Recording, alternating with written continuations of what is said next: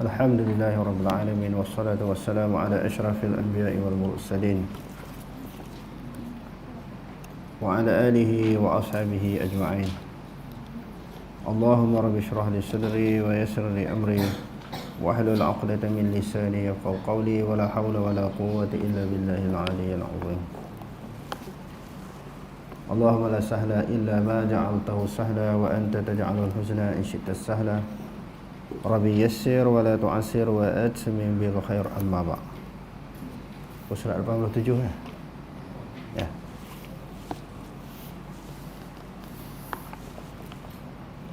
Hubungan Islam dan iman. Jadi Islam dengan iman ni ada kaitan. Dia ada hubungan antara satu dengan yang lain. Maknanya tidak terpisah antara iman dan juga Islam.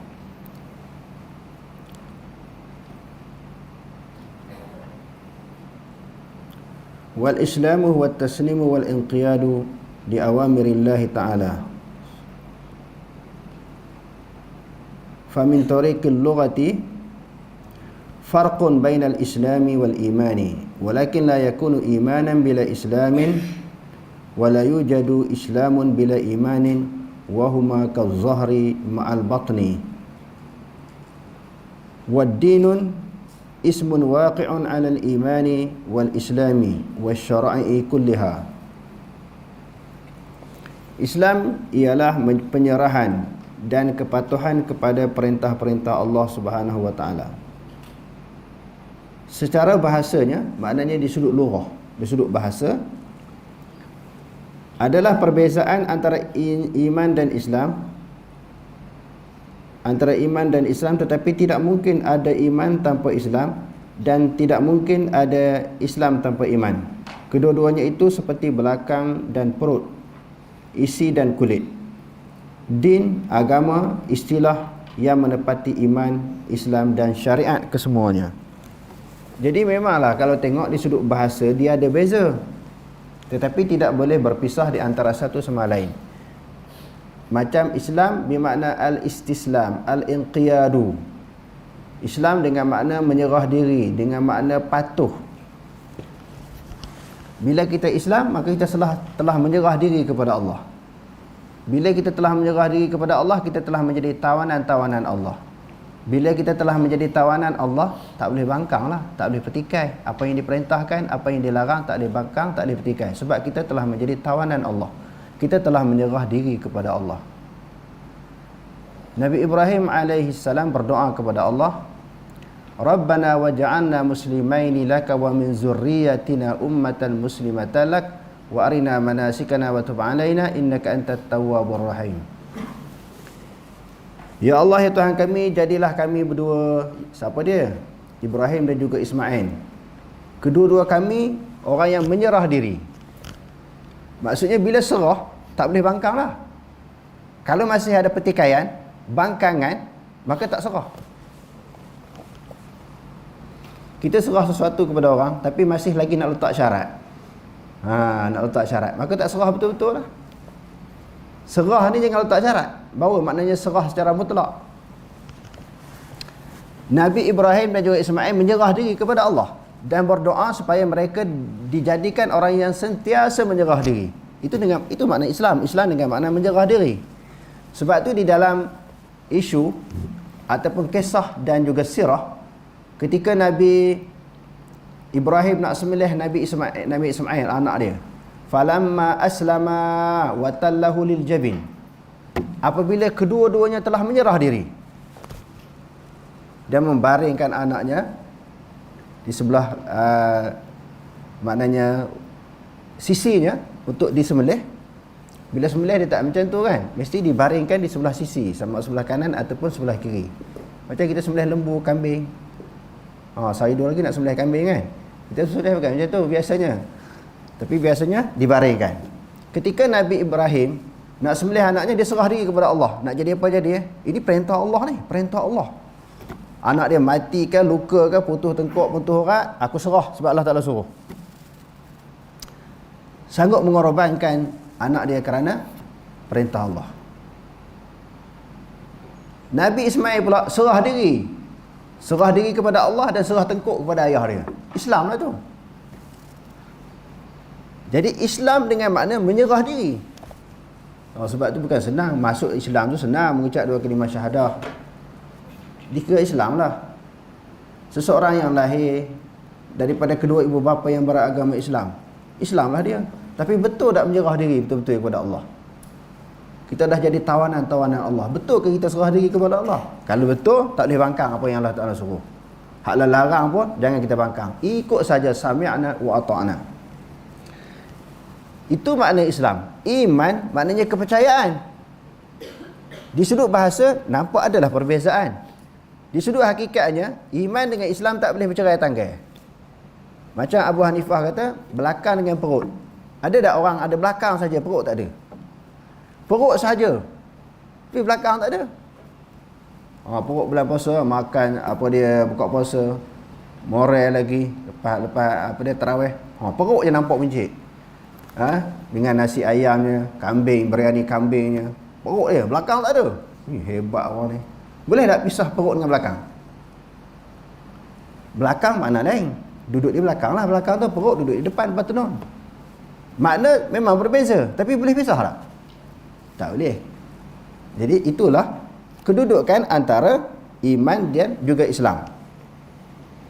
Huraian. Maksud Islam ialah penyerahan diri kepada Allah Subhanahu Wa Taala dan kepatuhan kepada perintah-perintahnya tanpa ada sedikit pun penolakan terhadapnya. Tak ada sikit pun tolak.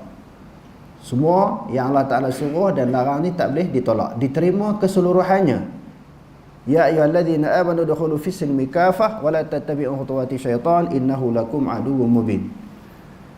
Wahai orang yang beriman, masuklah kamu kepada ajaran Islam itu keseluruhannya. Tak boleh kita tebuk-tebuk, pilih-pilih. Itu barulah makna penyerahan yang hakiki. Maksudnya Islam penyerahan diri kepada Allah Subhanahu Wa Taala dan kepatuhan kepada perintah-perintahnya tanpa ada sedikit pun penolakan terhadapnya.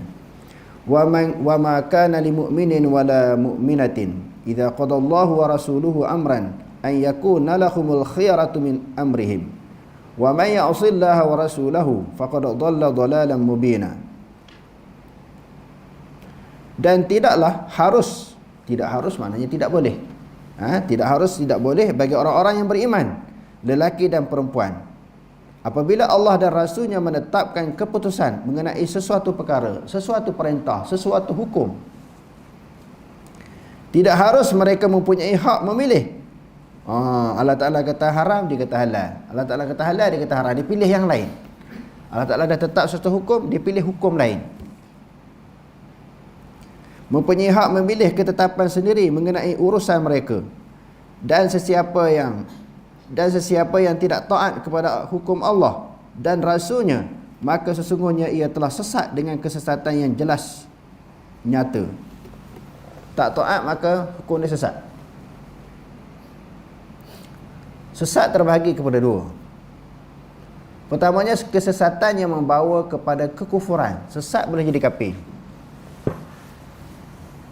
Contohnya orang yang mempelajari ajaran-ajaran sesat sehingga ajaran yang dianuti, yang dipelajari itu membawa kepada penyengutuan kepada Allah, membawa kepada kesyirikan di sudut i'tiqad dia, di sudut amalan dia, perbuatan dia membawa kepada penyengutuan kepada Allah. Maka sesat macam ni keluar daripada Islam. Kharaja minal millah, terkeluar daripada Islam. Satu lagi sesat tak terkeluar daripada Islam. Orang yang buat maksiat sesat. Buat maksiat, dia minum arak, judi, berzina, sesat. Dia tinggal semayang, puasa, sesat. Sebab apa? Wa may ya'sillaha wa rasulahu. Barang siapa yang derhaka, asi maknanya maksiat. Siapa-siapa yang derhaka kepada Allah dan Rasulnya, faqad dhalla dhalalan mubina. Sesungguhnya dia berada di dalam kesesatan yang nyata. Sesat. Tinggal ibadat sesat. Dia langgar larangan Allah Ta'ala sesat. Tetapi kesesatan dalam yang bentuk yang kedua, dia tidak keluar daripada Islam. Dia tinggal semayang. Dia kata semayang tu masih wajib, puasa wajib, cuma dia malas. Ramai juga orang tak puasa kan bulan puasa ni.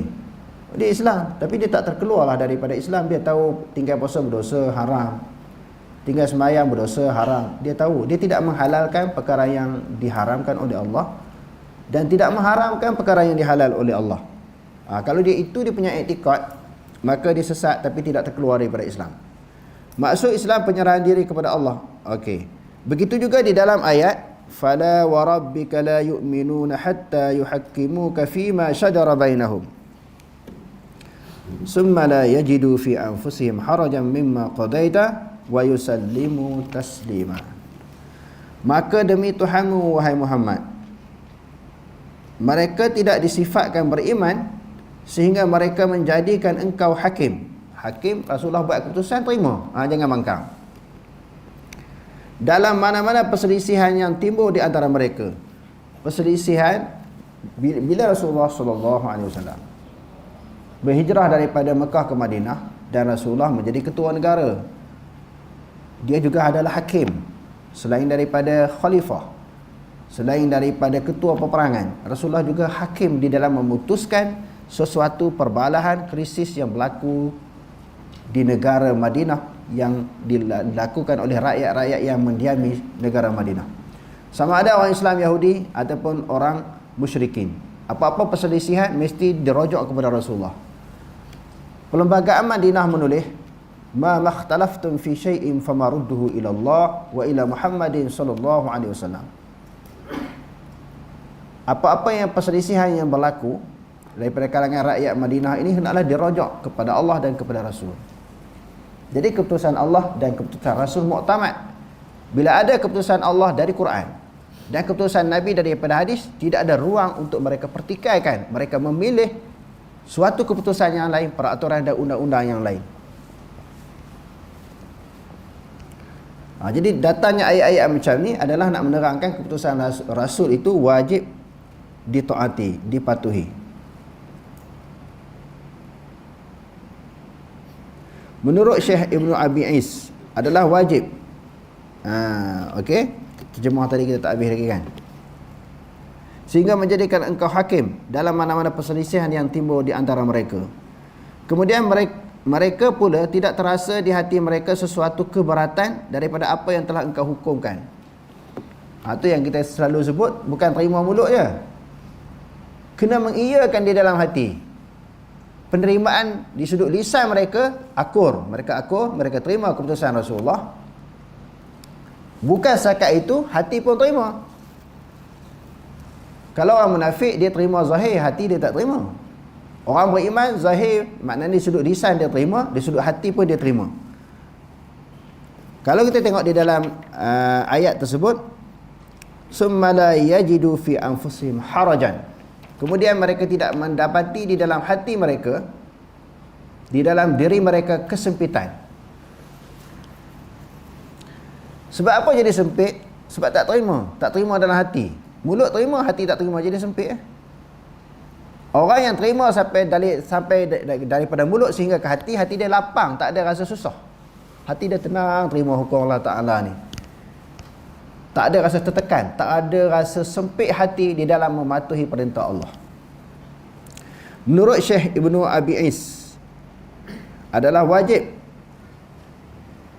menyerah diri dengan sepenuhnya kepada Rasulullah sallallahu alaihi wasallam dan patuh kepada perintahnya dan menerima khabar beritanya dengan pembenaran tanpa penolakannya, dengan khayalan yang batil yang didakwa sebagai logik ataupun menimbulkan syubhah atau keraguan terhadapnya, atau melebihkan pendapat tokoh berbanding dengan hadis baginda.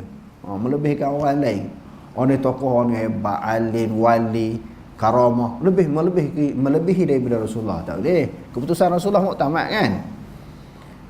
Melebihkan imam-imam yang 4, tak boleh. Mesti Rasulullah duduk di atas. Pendapat orang ataupun mana-mana individu tak boleh dilebihkan dengan hadis baginda. Kita wajib mentauhidkan Allah yang mengutuskan Rasulullah sallallahu alaihi wasallam dengan beribadat kepadanya. Tunduk dalam keadaan penghinaan diri. Bukan kena tunduk je, dalam waktu yang sama kena rasa diri kita lemah. Diri kita command, diri kita hina di hadapan Allah. Sebab tu dia suruh tunduk. Di antara nak menjadikan diri kita ni command, lemah, rasa hina, Allah Ta'ala wajibkan di dalam kita menunaikan fardu sembahyang, kena sujud. farqa'u ma'ar raki'in, raqaq bersama dengan orang raqaq. Wasjud waqtarib, sujudlah dan hampirlah diri kamu kepada Allah, suruh sujud. Anggota zahir kita ni yang paling mulia adalah dahi. Tiba-tiba dahi ni sujud tempat yang rendah. Kalau di zaman Nabi, sujud di atas tanah, di atas pasir, rasa koman, rasa hina di hadapan Allah. Sebab tu iblis tak nak sujud, takut dia jadi hina. Khalaqtani min nar wa khalaqtahu min tin. Kau jadikan aku daripada api, kau jadikan Adam daripada tanah. Api lebih mulia, mana layak apa barang nak tunjuk kepada bangsa yang dijadikan daripada tanah? Aku daripada api. Tengok, aba wastakbara wa kana minal kafirin. Enggan dan takabur, dia termasuk daripada kalangan orang kafir. Jadi nak bagi rasa komen kepada Allah Ta'ala, kena banyak sujud. Bikasrati sujud. Banyak sujud ni dengan maksud apa? Banyaknya sembahyang. Banyaknya sembahyang. Inabah dan tawakal kepadanya. Apa makna inabah? Siapa tahu mana inabah? Wa anibu ila rabbikum wa aslimu lahu. Kembalilah kamu kepada Tuhanmu dan serah dirilah kepadanya. Anibu maknanya kembali. Kalau kita buat dosa, kita telah lari, kita telah jauh, telah menjauhkan diri kepada Allah. Bila kita dah buat dosa, kemungkaran, maksiat, dia kena Allah Ta'ala perintahkan kembali balik. Ada ayat-ayat Quran, di antaranya selain daripada wa anibu ila rabbikum wa aslimu lahu fafirru ilallah, larilah kamu menuju Allah. Dah kita jauh daripada Allah, buat maksiat makin jauh. Bila buat maksiat, seseorang tu satu maksiat yang dia buat jauh dengan hidayah petunjuk Allah. Dia buat lagi, jauh lagi. Buat lagi, jauh lagi. Begitulah seterusnya. Jadi Allah Ta'ala sebut dalam Al-Quran, bila dah buat maksiat, kembali kepada Allah. Wa anibu ila rabbikum, kembalilah kamu kepada Tuhan kamu, wa aslimu lahu, serah diri kepadanya. Min qabli an ya'tiyakumul azab summa la tunsarun, sebelum datangnya azab daripada Allah, kemudian kamu tidak ditolong.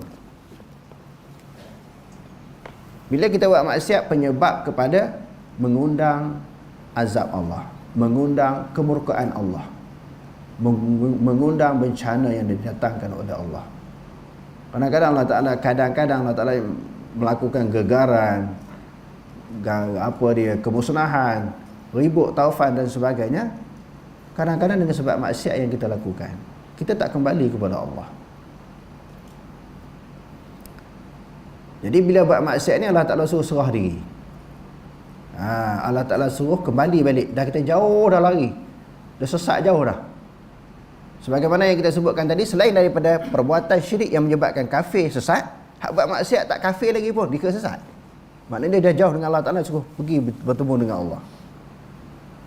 Wattaqu fitnatan la tusibanna alladhina zalamu minkum khassah wa'lamu annallaha syadidul iqab. Takutlah kamu satu musibah, satu fitnah, satu bencana yang akan didatangkan oleh Allah dengan sebab kesaliman, kedosa yang kita buat. Jadi kesimpulannya, bala musibah kadang-kadang dengan sebab dosa yang kita lakukan. Inabah, disuruh kembali kepada Allah balik, dan tawakal kepadanya, berserah diri kepada Allah.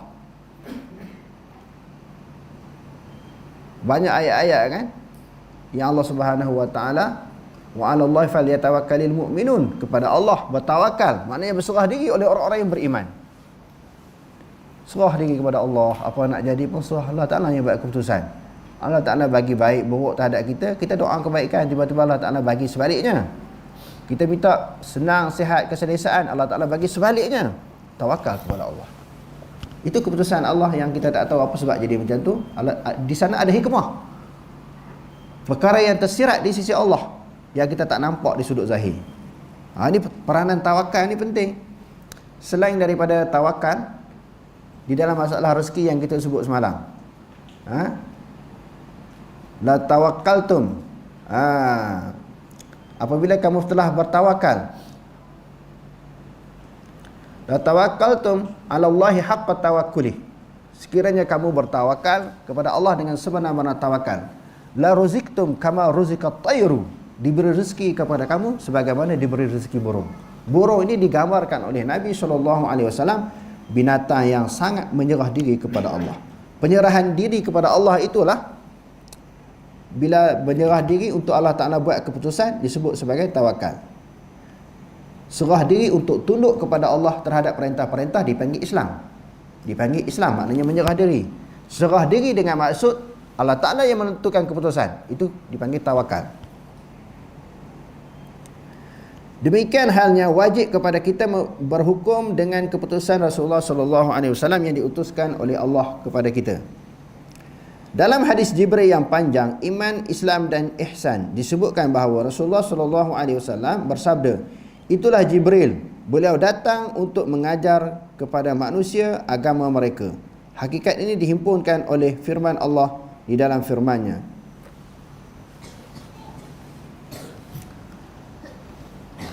Allah yang kita dalam ulama-ulama hadis panggil hadis Jibril kan.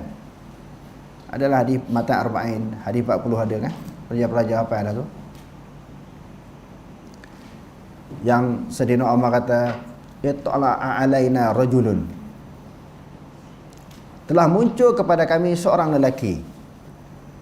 Baina nahnu julusun 'inda Rasulillah sallallahu alaihi wasallam, ketika kami berada di dalam satu majlis bersama Rasulullah, tiba-tiba muncul seorang lelaki, la ya'rifuhu minna ahadun, siapa pun tak kenal daripada kalangan kami. Pakai pakaian yang serba putih, rambut yang sangat hitam. Lalu dia menghampiri Nabi, melagakan, fa asnada rukbatayhi ila rukbatayhi, dia menyandarkan lututnya kepada lutut Nabi. Wa wada'a kafaihi ila fakhizai ala fakhizai, dia letakkan kedua tangannya atas paha Nabi. Panjang hadis itu kan. Cuma nak cerita yang hujung tu. Di hujung hadis itu Sayyidina Umar tanya, tak berapa lama selepas peristiwa itu, Rasulullah tanya Sayyidina Umar, "Ya Umar, atadri manis sa'il?"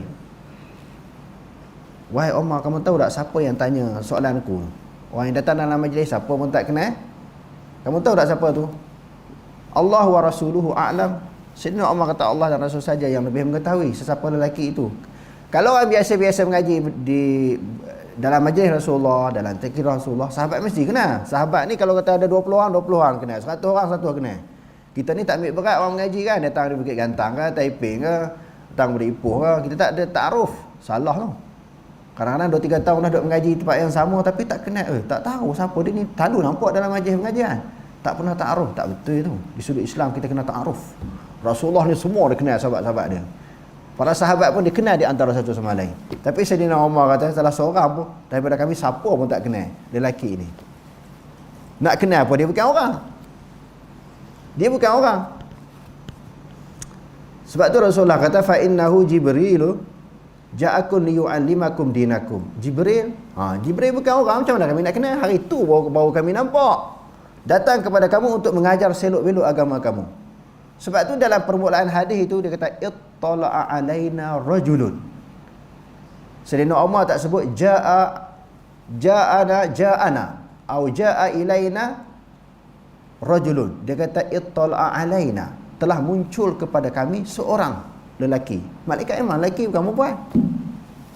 Sebab dia tak kata ja'a ataupun ata, datang kepada kami seorang lelaki. Sebab ja'a ata ini maknanya manusia. Kalau ittala'a, sebab malaikat daripada cahaya. Ittala'ati syamsu, telah muncullah oleh cahaya. Kalau cahaya matahari, kita guna perkataan apa? Orang majlis bahasa Arab ni, pelajar. Cahaya matahari dia guna perkataan apa? Ja'a ke, ata ke apa? Ittala'a, telah terbit kepada kami matahari, cahaya matahari. Dia tak kata ja'a. Saya bila mengaji hadis ni, saya terpegun bagaimana guru-guru saya menghuraikan di sudut. Sebab apa dia tak kata ja'a ataupun ata? Sebab sesuai dengan ja'a ata ni adalah untuk manusia. Malaikat bukan manusia. Oh tu. Ni orang bawa orang kata mengaji menyakut molek kata mengaji ni. Rasa nampak faham kemas. Cara dia hurai tu kemas. Kenapa pula malaikat tak dua tangan di atas paha Rasulullah? Mengaji ni kena tumpu. Bukan boleh main sana cocok kawan, ketawa, bersembang. Kena tumpu. Malaikat nak bagi satu simbolik, satu kiasan, mengaji ni kena tumpu. Apa yang Rasulullah cakap tu dia bagi perhatian. Tu cara mengaji. Bukan main baru boleh dapat ilmu. Lepas tu kena dekat. Ni setengah masjid kan, surah. Oh no. Keliling dinding tu penuh orang. Depan kosong. Di belakang ada orang. Sebab tu ada satu isu, ada dalam satu majlis pengajian tu ada orang. Ada pihak kata tak ada orang, dia cakap seorang-seorang depan kamera. Padahal ada duduk kat dinding tu. Ada. Jadi kita jangan jadi macam tu, makna duduk rapat. Malaikat ajar manusia ini bila mengaji kena duduk rapat. Kenapa rambut digambarkan dalam hadis tu malaikat rambut hitam? Maknanya nak pulung betul-betul ilmu ni ketika rambut hitam. Apa maksud ketika rambut hitam? Ketika masih muda. Macam Komo ni masih muda lagi. Rambut satu helai pun tak ada yang putih kan? Pulung lah. Masa tua jadi tua macam kami semua putih ni tak ingat lah. Tak ingat kita hafal pun tak ingat. Hak lama-lama boleh lupa. Hak hafal hak baru susah nak ingat. Hak lama kita hafal dulu lupa dah tua. Atas bawah putih Atas bawah semua putih. Maknanya atas putih, rambut kita, janggut kita pun putih. Jadi masa tu kita banyak lupa. Jadi adik-adik anak-anak yang duduk belajar di sini kena pulun lah. Sementara rambut masih hitam, janggut pun tak ada lagi. Jangan tunggu tua baru nak belajar. Tu kadang-kadang dia tak boleh lama kan. Orang tu huzur. Sebab tu saya bagi tazkirah kalau masjid surau tu. Lepas isyak, lepas maghrib sampai isyak orang azan berhenti. Dia kata cepat benar habis. Ya, kita kesian. Meraihkan orang-orang yang dah berumur. Bukan tua, sebut tua dia marah pula. Maknanya orang yang jenis rambut putih lah. Uzur yang jenis pencin-pencin kan. Supaya dia melibatkan diri juga di dalam pengajian walaupun sebentar. Jadi nak pulung betul-betul ni masa muda. Nak membaca, nak mengkaji. Dah tua-tua dia didatangi dengan berbagai-bagai urusan. Berbagai-bagai kesibukan, kadang-kadang tak sempat nak baca kitab. Tak sempat kita nak membuat satu kajian. Kita nak menghafal pelajaran yang kita pelajari. Jadi masa kita rugi. Jadi ambil peluang ketika muda ini dan ketika sehat. Wa may ya'mal minas salihati min dzakarin aw untha wa huwa mu'minun fa ulaika yadkhuluna al-jannata wa la yuzlamuna naqira. Wa man ahsanu dinan mimman aslama wajhahu lillah wa huwa muhsinun wattaba'a millata Ibrahim hanifa wattakhadha Allahu Ibrahim khalila. Dan sesiapa yang mengerjakan amal soleh dari lelaki ataupun perempuan sedang ia beriman, maka mereka itu akan masuk syurga, dan mereka pula tidak akan dianiaya ataupun dikurangkan balasannya sedikit pun. Dan tidak ada yang lebih baik agamanya daripada orang yang menyerah diri kepada Allah dengan ikhlas, sedang ia berusaha mengerjakan kebaikan, dan ia pula mengikuti agama Nabi Ibrahim yang lurus, yang tetap di atas dasar tauhid. Dan kerana itulah Allah menjadikan Nabi Ibrahim kesayangannya. Kesayangan itu apa dia? Khalilullah, kekasih Allah. Bagaimana Allah dikenali? Allah Ta'ala ni wajib dikenali oleh manusia. Wajib ni mesti tak kenal berdosa. Bahkan kalau tak kenal, Allah Ta'ala ni bukan sahaja membawa kepada dosa, membawa kepada kufur. Dia tidak beriman sebab tak kenal Allah. Sebab tu dalam kitab-kitab akidah disebut awwaluddin ma'rifatullah. Dalam matan Zubat dia sebut apa? Awwalu wajibin 'alal insani ma'rifati ilahi bistiqani. Perkara yang wajib mula-mula bagi manusia mengenal Allah dengan yakin. Kenal bukan kenal saja, tapi kenal dengan yakin. Kesimpulannya kita tahu Allah Ta'ala wajib dikenali. Tetapi bagaimana cara nak mengenali Allah? Apakah wasilah untuk mengenali Allah Subhanahu wa Ta'ala? Na'rifullaha ta'ala haqqa ma'rifatih kama wasafa nafsahu fi kitabih bijami'i sifatih. Kita mengenal Allah dengan sebenarnya seperti Allah Subhanahu wa Ta'ala mensifatkannya, menyebutkannya. Allah Ta'ala sifat dia begini disebut dalam Quran. Kita kena kenal Allah sebagaimana yang disifatkan oleh Allah, sebagaimana yang disebut oleh Allah Ta'ala sendiri di dalam kitabnya tentang dirinya, dalam kitabnya dengan semua sifat. Semua sifat-sifat Allah Ta'ala ni kita nak kenal melalui apa yang Allah Ta'ala sebut dalam Quran. Dan yang keduanya, apa yang telah dihuraikan oleh Nabi SAW di dalam hadisnya. Maknanya tanpa kita mempelajari mana-mana kitab yang berkaitan dengan tauhid, akidah, usuluddin, kita boleh kenal Allah. Manusia boleh kenal Allah padan dengan Quran, padan dengan hadis. Zaman Nabi tu mana ada kitab akidah, mana ada kitab tauhid. Semua orang kenal Allah Ta'ala ni melalui Quran. Qul huwallahu ahad. Katakan Allah Ta'ala tu Esa. Allahus samad. Allah Ta'ala tempat bergantung, bukan berhala, bukan tokong, tempat bergantung. Lam yalid wa lam yulad, tidak beranak, tidak diperanakkan, tak ada anak, tak ada ibu. Walam yakul lahu kufuwan ahad. Allah Ta'ala tak setara, tak sekufu, tak sebanding, tak semisal dengan sesuatu. Kenal Allah Ta'ala. Sebelum ada kitab Fiqhul Akbar Imam Abu Hanifah, sebelum ada kitab Syarah Usul Sunnah Imam Ahmad bin Hanbal, sebelum ada kitab Aqidatun Najin, Risalah Tauhid, kitab Faridah, kitab apa lagi? Syarah Usul Tahqiq, kitab apa lagi beraqidah ni? Al-I'tiqad Imam Baihaqi, Asma' wa Sifat. Tak ada kitab-kitab tu pun orang dah kenal Allah Ta'ala. Cuma oleh kerana di ujung-ujung ni orang tak mengaji, nak kenal Allah ni tak berdasarkan pada Quran. Quran tak faham maksudnya. Nak fiqh pun dia tak faham daripada Quran. Akidah dia tak ambil daripada Quran. Tasawuf dia tak ambil daripada Quran. Tu yang jadi payah. Kalau dulu zaman Nabi, para sahabat, tabi'in, Quran itu menjadi sukatan pelajaran untuk mereka. Nak kenal Allah, Quran. Nak kenal hukum fiqh, Quran. Lepas tu tak faham lagi melalui syarahnya, iaitu hadis-hadis Nabi SAW. Sebab tu kita tak banyak, sebab rojok kepada sumber yang asal. Mereka kembali kepada sumber yang asal. Dan Allah Ta'ala menyebut fa in tanaza'tum fi syai'in farudduhu ila Allah war Rasul.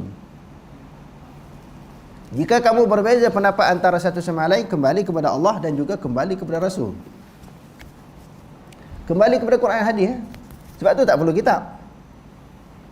Padan dengan dua kitab ni. Tetapi dah lama kelamaan, generasi selepas generasi, kurun selepas kurun, manusia ni dah berubah. Ulama pun tak ramai, sahabat dah meninggal dunia, tabi'in meninggal dunia, orang alim tak ramai yang boleh menghuraikan sumber yang asal Quran hadis. Terpaksa kena mengaji juga pendapat ulama. Tak boleh tolak. Pendapat ulama ni pun dia menghuraikan apa yang ada dalam Quran hadis.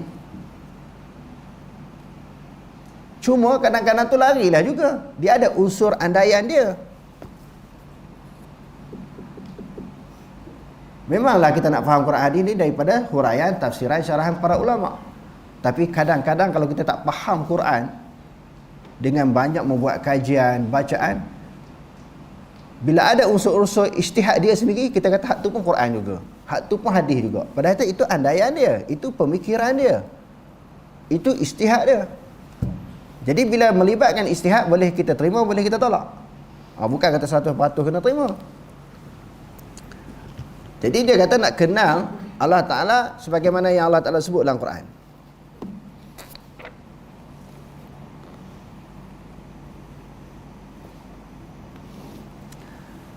Di dalam kitab tafsir Ibnu Katsir, Ibnu Katsir di dalam mensyarahkan, di dalam mentafsirkan ayat Quran, summa stawa 'alal 'arsy.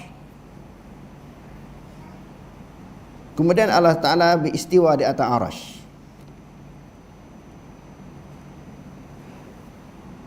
Lalu di hujung tu dia kemukakan walaisa kamitslihi syai' wa huwas samiul alim. Kita nak sebut istawa banyak kali dah kita bahas kan. Nak sebut istawa kan, nuzul kan, yad kan, wajah kan, Allah Ta'ala tak sama. Cuma kita sebut sebagaimana yang disebut, sebagaimana yang disebut oleh Allah dan juga Rasulnya. Dia kata balil amru kama qala a'immah.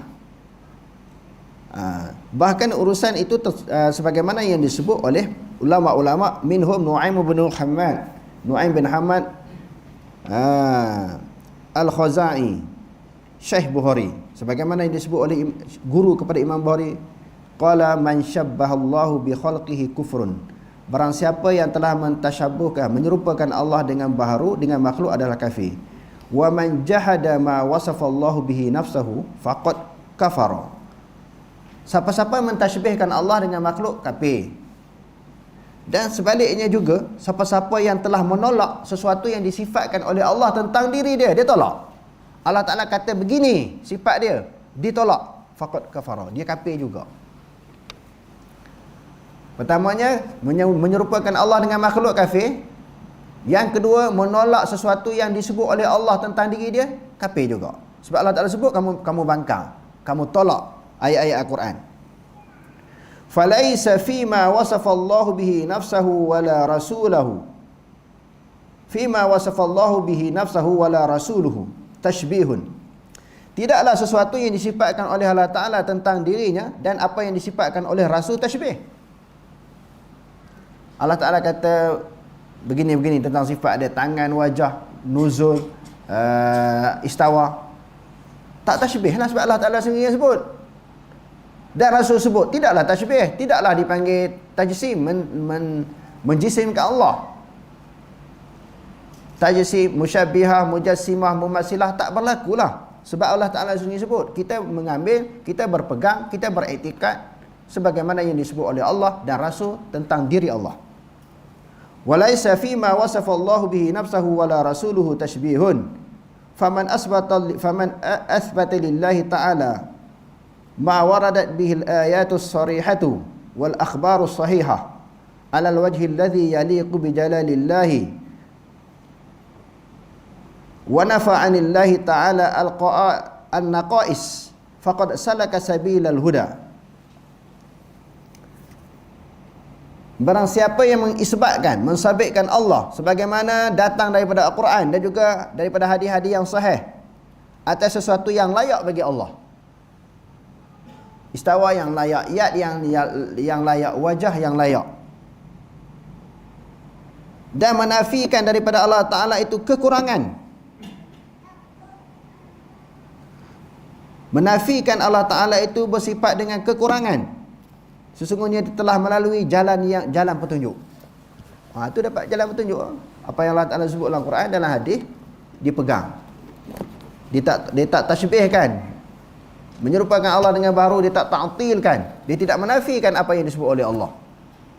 Faqad salaka sabilal huda, sesungguhnya dia telah melalui jalan petunjuk. Ni jalan petunjuk Kalau nak dapat jalan petunjuk, kena ikut jalan Quran, jalan hadis. Kita pun doa kepada Allah, ihdinas siratal mustaqim, tunjuklah kami jalan yang lurus. Jalan lurus tu jalan yang dibawa oleh Nabi. Jalan lain tak lurus.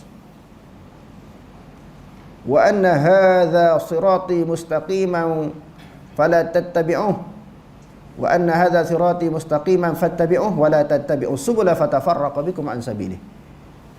Inilah jalanku, jalan yang lurus. Jalan Nabi jalan lurus, Allah Ta'ala akui sendiri. Jangan kamu mengikut berbagai-bagai jalan, nanti kamu terpesong daripada kebenaran. Jalan Nabi, jalan Quran, kita tentang sifat Allah sebagaimana yang diberitahu. Kita dah belajar banyak kali sifat Allah Ta'ala ni azali qadim. Maknanya sedia. Kita ni baharu. Bila baharu, mana kita pernah tengok Allah? Pernah tengok sifat Allah? Tak tahu.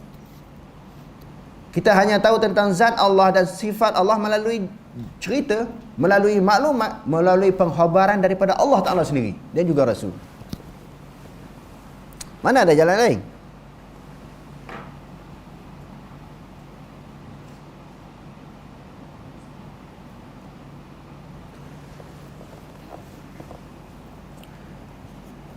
Tapi jalan ni yang payah orang nak ikut ni. Payah dia nak ikut. Dia nak main. Dia nak ketengahkan akal dia juga, logik dia juga, kepala otak dia juga daripada Quran hadis ni tentang Allah. Mana boleh benda macam tu? Mesti ketengahkan Quran hadis lah. Sebab nak kenal Allah, Allah Ta'ala beritahu dalam Quran, Nabi beritahu dalam hadis. Nabi pun tak tahu tanpa wahyu. Allah Ta'ala bagi wahyu kepada Nabi. Jadi bagaimana nak kenal Allah? Sebagaimana yang Allah Ta'ala sebut dalam Quran dan disebut oleh Nabi. Wajib mengenal Allah dengan sebenar-benar melalui wahyu yang merupakan punca akidah. Punca akidah daripada Quran. Allah memiliki segala sifat keagungan dan kesempurnaan dan maha suci daripada kekurangan dan menyerupai makhluk. Maha suci, suci apa makna? Bersih, bersih daripada penyerupaan. Seseorang itu hendaklah mengenal Allah Subhanahu wa taala dengan mempelajari nama-nama dan sifat-sifat Allah yang terkandung di dalam Al-Quran dan juga As-Sunnah. Nak kenal Allah Ta'ala ni di antara kaedahnya, caranya dengan kita mengenali nama-nama Allah. Ni nama-nama Allah tak apa, apatah lagi nak mengaji. Walillahil asma'ul husna fad'uhu biha. Bagi Allah Ta'ala itu nama yang indah-indah. Untuk memperkenankan sesuatu doa, hendaklah disertakan sebahagian daripada nama-nama Allah di dalam doa. Nama Allah Subhanahu wa taala yang sempat dikaji oleh para ulama 99 dalam Quran. Ar-Rahman, semua sampai habis yang kita baca Asmaul Husna kan. Nas'aluka ya man huwallahu alladzi la ilaha illa huwar rahmanur rahim al-malikul quddus as-salamul mu'minul muhaiminul azizul jabbar mutakabbir, sampai habis 99 tu. Nak kenal Allah Taala kena belajar. Belajar Asmaul Husna baru boleh kenal. Jadi itu adalah salah satu cara mengenal Allah Ta'ala. Nama Allah Ta'ala itu juga merupakan sifat. Ar-Rahman, nama Allah yang Rahman. Ar-Rahim, nama yang Rahim. Nama itu juga adalah sifat Allah, sifat pemurah, sifat penyayang. Nama juga adalah merupakan sifat bagi Allah Subhanahu wa Ta'ala. Tidak ada yang lebih mengetahui tentang Allah kecuali dirinya sendiri. Apa yang Allah sabitkan kepada dirinya, maka hendaklah kita sabitkan. Sabitkan, iakan, kita terima. Dan apa yang dinafikan, maka hendaklah kita nafikan. Tidak boleh difikirkan zat Allah, dan tidak boleh dikiaskan dengan makhluk-makhluknya. Fala tadribu lillahil amsal. Jangan kamu bandingkan ataupun perumpamakan Allah dengan sesuatu. Kias Allah, zat ataupun sifat Allah dengan sifat baharu, tak boleh. Kalau macam tu, selalu banyak ayat. Kalau macam tu, kalau begitu, sama. Kalau dia yang buat ayat, dia susun ayat tu untuk mengatakan kalau kata macam ni, natijahnya, kesimpulannya macam ni. Itu andaian. Kalau macam tu Allah Ta'ala macam baharu, kalau macam tu Allah Ta'ala ni makhluk. Kalau tu dia buat ayat. Janganlah kamu menyerupakan Allah dengan sesuatu. Wala taqulu 'ala Allahi ma la ta'lamun. Janganlah kamu kata terhadap Allah sesuatu yang mana yang kamu tak tahu. Kalau tak perlulah. Melalui Al-Quran, manusia dibimbing untuk mengenal Allah. Seorang yang beriman itu sewajarnya merenung bagaimana Allah sendiri memperkenalkan dirinya kepada manusia. Sebagai contoh, perhatikan. Yang pertama, dalam ayat yang pertama yang diturunkan, iaitu surah Al-Alaq. Yang kedua, dalam surah yang awal diturunkan, terutamanya surah Al-Fatihah, surah pertama yang diturunkan secara lengkap dan surah pertama dalam mushaf. Yang ketiga, pada penutup ayat setelah pembicaraan sesuatu perkara, Allah menyatakan sifat-sifatnya yang agung. Yang keempat, di hujung ayat-ayat mengandungi doa. Surah Al-Fatihah tadi mengandungi doa. Dan tempat-tempat seperti ini pasti ditemui dengan jelas sifat-sifat Allah. Dalam surah Iqra bismi rabbikal ladzi khalaq, bacalah dengan nama Tuhanmu yang menjadikan. Pertamanya, Allah ada nama. Yang keduanya, khalaq, bersifat dengan mencipta. Jadi makhluk yang lain yang disembah oleh orang bukan Islam, adakah dia bersifat mencipta? Tidak kan? Tak layak jadi Tuhan. Dan di dalam surah Fatihah, di antara sifat Allah, iyyaka na'budu wa iyyaka nasta'in. Akan engkau kami sembah, akan engkau kami minta pertolongan. Bermula daripada bismillahirrahmanirrahim, dengan nama Allah yang Maha Pengasih lagi Penyayang. Nama dia dan juga sifat dia. Alhamdulillahirabbil alamin.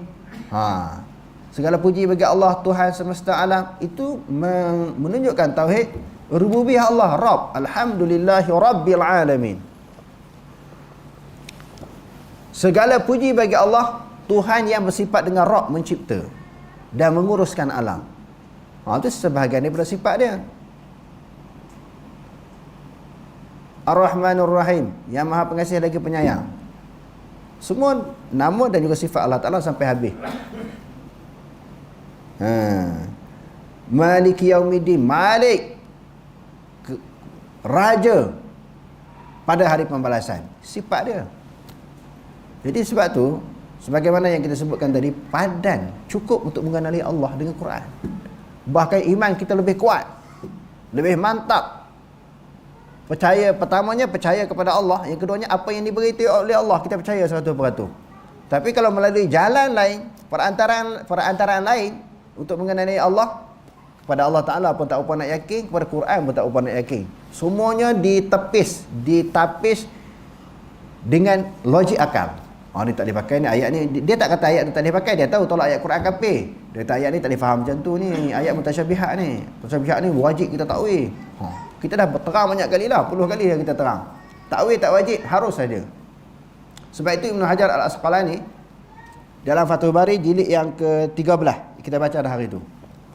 Tak wajib sebab tidak ada dalil daripada hadis Nabi dan juga pegangan sahabat wajib takwil. Allah Ta'ala memerintahkan Nabi untuk disampaikan. Dalam penyampaian Nabi, Nabi tak takwil sifat-sifat Allah.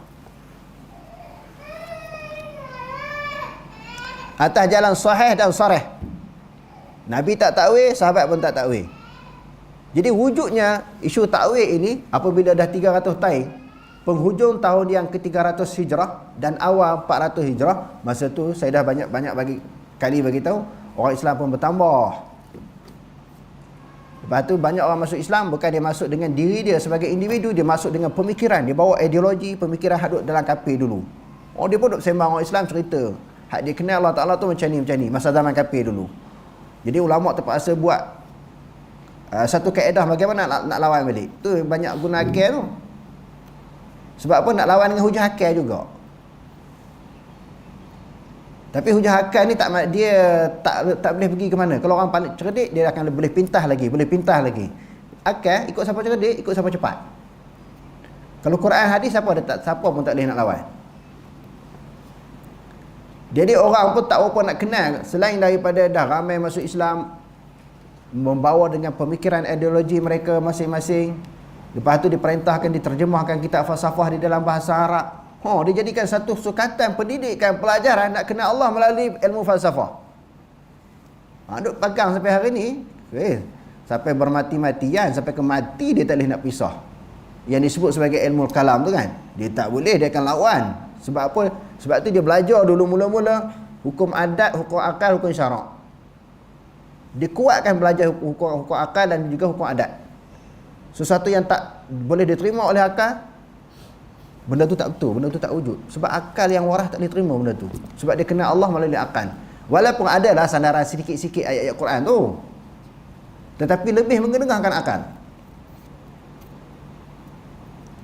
Semua ayat Quran ukur dengan akal dulu. Hadis-hadis Nabi ukur dengan akal dulu. Boleh masuk tak boleh masuk. Ni yang rosak ni. Jadi nak kenal Allah Ta'ala sebagaimana disebut dalam Quran dan juga sebagaimana yang disebut dalam hadis. Ibadat kepada Allah.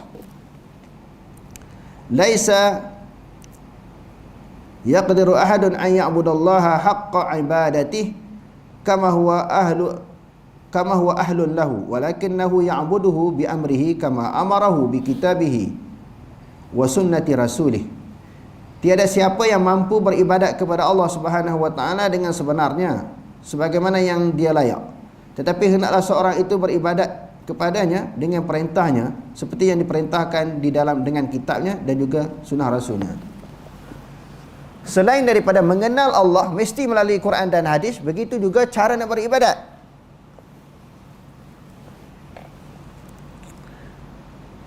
Orang yang pertama melakukan ibadat ni siapa dia? Siapa yang mula-mula buat ibadat? Daripada kalangan umat Nabi Muhammad, daripada kalangan umat Nabi Muhammad ni, sebelum umat Nabi Muhammad, Nabi sendirilah. Kulhat Nabi dulu Nabi Adam lah. Sekarang ni kita bicarakan, kita bahaskan tentang kita sebagai umat Nabi Muhammad. Mula-mula yang buat ibadat adalah Nabi. Jadi kalau kita nak tahu ibadat, kena tengok apa yang Nabi buat. Tak boleh kita cipta, kita reka ibadat sendiri. Sebab ibadat ini dia bersifat itba', mengikut, bukan mencipta. bukan mereka. Jadi kita ni dah senang nak kenal Allah, benda dah termaktub dalam Quran hadis. Nak buat ibadat tak payah cari lah, tak payah duk fikir. Kita mesyuarat, muzakarah macam mana nak semayang dalam yang tarawih ni, macam mana nak buat ni. Orang ni bagi cadangan macam ni, orang ni bagi cadangan macam ni. Tak perlu dah, sebab benda tu dah ada. Kalau buat semayang, Nabi dah sebut sallu kama ra'aitumuni usalli. Semayang sebagaimana kamu melihat aku semayang. Nabi buat ikutnya. Khuzu anni manasikakum. Pelajarilah daripada aku bagaimana nak melakukan manasik, nak buat haji umrah ni macam mana. Ikut Nabi. Senang. Kita bukan suruh buat kerja banyak. Dia suruh buat apa yang telah ada, apa yang telah termaktub dalam Quran dan juga hadis Nabi. Dalam kitab Al-Alim wal Muta'alim, Imam Abu Hanifah berkata, ibadat ialah satu nama yang menghimpun makna ketaatan, keinginan, harapan dan ketakutan serta pengakuan terhadap rububiyah. Ibadat-ibadat itu apa dia? Nama yang merangkumi makna taat. Sesuatu ketaatan yang kita buat, semua dipanggil ibadat. Baca Quran taat, berselawat taat, sembahyang puasa taat, bersedekah taat. Apa maksud taat? Sesuatu tanda menunjukkan ketundukan kita kepada Allah, kepada perintah Allah. Itu ibadat. Harapkan pahala syurga, itu ibadat. Takut kepada siksaan, takut kepada Allah, itu ibadat. Pengakuan terhadap rububiyah, mengimani, meyakini Allah Ta'ala bersifat mencipta dan mengurus. Ini berarti apabila hamba itu taat kepada Allah dalam keadaan beriman, maka meresap di dalam dirinya sifat raja, berharap. Raja maknanya harap. Khauf, takut kepada Allah. Apabila masuk dalam diri tiga perkara ini, sebenarnya dia telah mengabdikan diri dengan ibadat. Ada sifat takut, sifat harap, itu ibadat. Seseorang itu tidak dikira sebagai mukmin tanpa sifat raja dan khauf, tanpa mengharap dan takut. Berapa ramai seorang mukmin takut kepada Allah lebih kuat, sedangkan mukmin yang lain kurang takutnya. Demikian juga seorang yang patuh kepada Allah. Demikian juga seorang yang patuh kepada seseorang selain Allah kerana mengharapkan upah, ganjaran darinya, ataupun takut terhadap hukuman siksaannya, berarti dia telah menghambakan diri kepada orang itu, bukan kepada Allah lah. Jika amalan ketaatan itu semata-mata taat, dikatakan sebagai ibadat. Pasti dikatakan setiap orang yang taat kepada selain Allah dikatakan mengabdikan diri kepadanya. Bukan kata taat itu semua dipanggil ibadat. Taat yang dianggap ibadat adalah taat kepada Allah, patuh kepada Allah. Kalau taat kepada manusia tak panggil ibadat. Kita mengharapkan manusia tak panggil ibadat. Takut kepada manusia tak dipanggil ibadat. Yang dipanggil ibadat taat kepada Allah, mengharap kepada Allah, takut kepada Allah. Ketidakmampuan manusia dalam mencapai kesempurnaan ibadat dengan selayaknya kerana betapa agungnya Allah dan betapa banyaknya nikmat dan ihsannya kepada manusia. Hal ini kerana beribadat kepada Allah adalah suatu nikmat agung yang dikurniakan Allah kepada hamba-Nya. Dan nikmat itu tidak dapat dihitung dan dihinggakan. Wa in ta'uddu ni'matallahi la tuhsuha. Dan jika kamu menghitung nikmat Allah yang dilimpahkan kepada kamu, tiadalah kamu akan dapat menghitungnya satu persatu. Sesungguhnya Allah Maha Pengampun lagi Maha Mengasihani.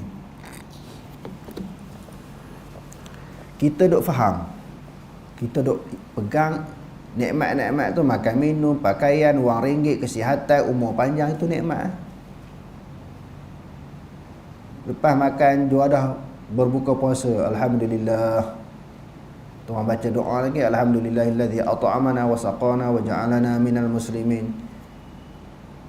Segala puji bagi Allah yang telah memberi makan dan minum kepada kami dan menjadikan kami sebahagian daripada orang Islam.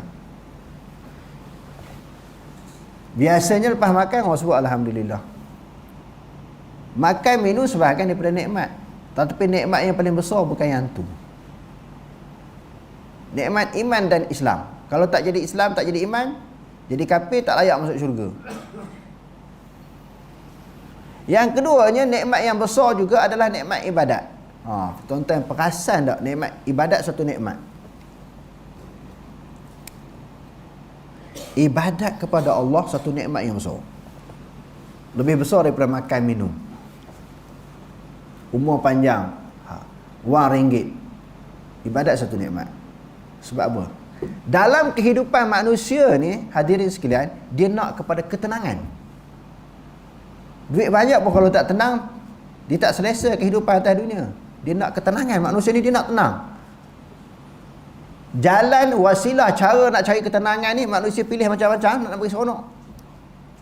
Kaki maksiat pergi disko, kelab malam nak tenang lah. Sembang, nak bagi ketenangan. Ada orang nak tenang dengan berbagai-bagai cara, ada orang nak tenang dengan ibadat. Allah Ta'ala kata nak tenang dengan ibadat. Ala bizikrillahi tatma'innul qulub. Ketahuilah, dengan mengingati Allah, hati menjadi tenang. Semua manusia nak bahagia, nak tenang. Allah kata tenang dengan ingat Allah, iaitu dengan ibadat. Kalau tak ada ibadat, macam mana hati kita nak tenang? Sentiasa gelisah hati kita. Itu yang pertama. Yang kedua, bila ada masalah, mesti nak cari Allah dengan berdoa. Doa adalah ibadat. Ad-du'a'u ibadatun. Doa adalah ibadat. Bila ada masalah selain daripada doa, kita semayang, banyak semayang. Wasta'inu bis sabri was salah wa innaha lakabiratun illa 'alal khashi'in. Minta tolonglah kamu dengan sabar dan juga semayang. Sabar, tahan. Tahan. Lapar dahaga, tahan. Kena sabar dalam bulan puasa. Begitu juga bila ditimpa sesuatu musibah, sesuatu bencana, sesuatu perkara yang merungsingkan kita, sabar, tenang, tahan. Ini Allah Ta'ala yang bagi. Allah Ta'ala bagi masalah, Allah Ta'ala juga boleh tarik kita punya masalah. Tujuan masalah yang Allah Ta'ala bagi, nak test keimanan kita, keyakinan kita, hubungan kita dengan Allah. Kalau tidak, kurang berdoa, kurang zikir, kurang semayang, kurang macam Quran, tak ada masalah, hati tenang. Allah Ta'ala bagi masalah untuk mengikat kita, untuk nak tarik kita supaya ingat kepada Allah. Sabar dan juga semayang. Semayang orang yang ada masalah dengan semayang dengan orang tak ada masalah, mesti beza. Sebab kita sendiri pernah alami, kita pun banyak masalah. Ketika hati senang, tenang kan, tak ada masalah, semayang pun kita buat biasa je, lebih kurang je. Berdoa pun buat cincai, tak bersungguh, nak cepat-cepat habis. Tapi berbeza bila Allah Ta'ala bagi masalah kat kita. Semayang tu lambat nak habis. Nak bagi salam tu rasa, nak putuskan diri kita dengan semayang itu, jadi rasa sayang. Nak putuskan kita ibadat kita dengan Allah melalui semayang itu, nak putuskan semayang itu, bila semayang kita telah terputus ibadat kita melalui semayang, dan terputus kita doa kita dengan Allah di dalam semayang. Di luar semayang boleh lagi kita berdoa. Rasa semayang tu rasa nak lama ya. Satu rukun kepada satu rukun lambat je kita berdoa, tidak nak cepat. Berdoa pun dengan penuh khusyuk, tawaduk kepada Allah Ta'ala. Jadi Allah Ta'ala nak bagi tenang tu, dia suruh kita buat ibadat. Ibadat adalah merupakan satu nikmat. Jangan rasa sesuatu membebankan. Kalau membebankan, tidak Islam lagi lah, tidak menyerah sepenuhnya kepada Allah. Bersyukurlah Ta'ala jadikan sembahyang, puasa, zakat, haji, berzikir, baca Quran tu satu ibadat. Baca Quran ni tenang, kita semayang tenang, berpuasa tenang, berselawat tenang. Jadi ibadat adalah nikmat. Hasil daripada nikmat itu, sebahagian daripada bentuk nikmat, ketenangan. Ketenangan di dalam meneruskan kehidupan sebagai hamba Allah Ta'ala sebelum mati. Lagi kuat ibadat, lagi tenang. Banyak bulan puasa ni juga, sahabat-sahabat kita pergi ke Mekah buat umrah kan. Ada yang sampai sebulan, ada 2 minggu, seminggu. Duduk depan Kaabah tu tenang, walaupun ramai orang duduk lalu duduk tawaf pun tak apa. Kadang-kadang masa rokok tu kena jijak, kena sepak dengan orang Arab, tak apa, tenang hati. Duduk iktikaf dalam Masjidil Haram, Masjid Nabawi, tenang. Ibadat ni nikmat sebenarnya. Walaupun habis duit ribu-ribu pergi ke Mekah, tak apa, sebab dia memperolehi ketenangan. Kadang-kadang duduk Malaysia ni tak tenang, banyak urusan harian, urusan-urusan tertentu yang terpaksa diselesaikan. Pergi ke Mekah ni dikira dia dengan Allah ya. Nak balik ke hotel pun rasa rugi iktikaf ni. Balik tu nak tidur, nak makan. Kadang-kadang orang package umrah yang pergi ni maknanya makan sendiri. Hak tu lagi seronok, tak terikat. Tak terikat dengan pihak lain bila kena ada jadual-jadual yang tertentu. Masa sekian kena makan pagi, masa sekian tengah hari, lepas tu malam. Lambat sikit tak boleh habis. Orang bersihkan makanan. Ini dia makan sendiri. Terpulanglah nak duduk masjid lama mana, nak iktikaf dan sebagainya. Rasa seronok. Seronok tu nikmat. Seronok nikmat. Rasa-rasa kalau boleh duduk Mekah seumur hidup, tak payah visa. Tak payah visa, tak payah permit, ramai duduk Mekah. Tak balik pun ada. Ramai sahabat-sahabat kita yang duduk Mekah tapi tak balik-balik. Ada daripada sahabat kita daripada petani Thailand, dah duduk masa saya pergi dulu 30 tahun dah. Sekarang ni dah masuk apa? Dah 50 tahun. Duduk di Mekah tak balik. Dah. Bahasa Arab tu jadi macam bahasa dia. Anak-anak dia kecil-kecil fasih cakap Arab. Sebab apa tak nak lari, tak balik kepada negeri masing-masing? Tanah air kita. Orang kata hujan mah negeri orang, hujan batu negeri sendiri. Tapi Mekah lain. Orang tak nak balik. Seronok di Mekah ni buat ibadat. Ibadat tu satu nikmat. Jangan satu membebankan. Ibadat bukan satu membebankan. Kalau Allah Ta'ala tak jadikan ibadat, macam mana kita nak mengadu kepada Allah? Bagaimana kita nak merayu kepada Allah?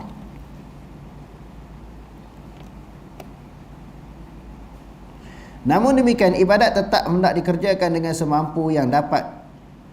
Dan Allah akan Allah Ta'ala tidak membebankan manusia dengan sesuatu di luar kemampuan mereka. Allah berfirman, fattaqullaha mastata'tum. Bertakwalah kepada Allah sedaya upaya kamu. Apa yang mampu dilakukan oleh seseorang, maka hendaklah diusahakannya. Dia dituntut untuk terus beribadat dan beramal dengan istiqamah, di samping berdoa agar diberikan ketetapan dan penerimaan amalan. Jadi ibadat itu kita mampu, cuma kita buat tak mampu.